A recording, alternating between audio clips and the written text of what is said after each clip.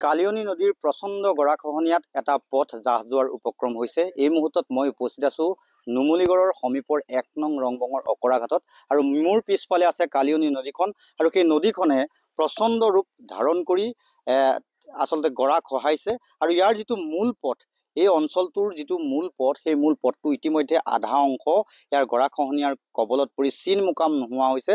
আমাৰ camera person প্ৰবীণে সেই সামগ্ৰিক দৃশ্য নিউজ লাইভৰ দৰ্শকক দেখুৱাব।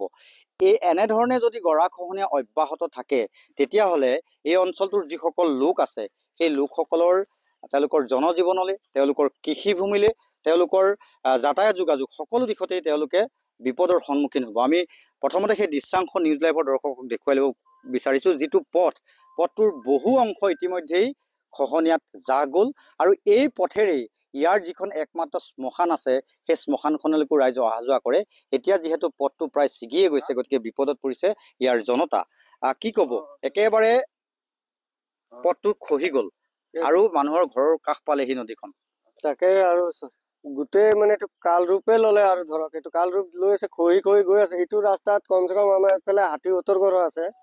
এইটো ৰাস্তা দিয়ে স্কুল অহা যোৱা কৰে ল'ৰা ছোৱালী, আৰু একদম খহিয়ে আছে। আৰু এনেকা যদি খহি থাকে তো আমি এয়া ঘৰ আছে, এই ঘৰ দুৱাৰো এৰিবলগীয়া হ'ব। এৰিছোৱে, থাকিব নোৱাৰা হৈছো, অহা যোৱা কৰিব এনেকৈ যদি গৰা খহি থাকে আপোনালোকৰ একেবাৰে ঘৰটো খহি যোৱাৰ সম্ভাৱনা আছে। খহিয়ে আছে আৰু সেইকাৰণে ৰাতিটো ভয়তে থকা নাই, আমি বেলেগৰ ঘৰত গৈ থাকিছো। আৰু গতিকে চৰকাৰক এইটোৱে কওঁ যে আমাক যেন তেন চৰকাৰে এইটো সুবিধা কৰি দিয়ক, পাকো পানী দিয়ক, আমাৰ স্কুলৰ ল'ৰা ছোৱালী যাবলৈ ভাল হওক।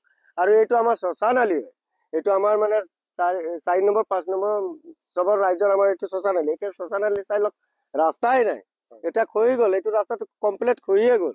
নিশ্চয়কৈ আচলতে এই বৃহত্তৰ অঞ্চলটোৰ কেইবাখনো গাঁৱৰ একমাত্ৰ শ্মশান এই পথেৰেই যায় আৰু সেই শ্মশানলৈ যোৱা পথটো ইতিমধ্যেই বিচ্ছিন্ন হৈছে।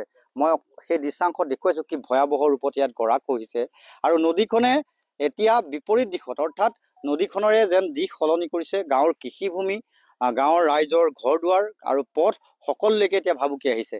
এই অঞ্চলটোৰ ৰাইজলৈ এতিয়া গৰাখহনীয়াৰ কাৰণে ভাবুকি আহিছে, কি ক'ব? হয়, এতিয়া বহুত বেয়া হৈছে, ৰাস্তাটো একেবাৰে নাইকিয়া হৈ গ'ল।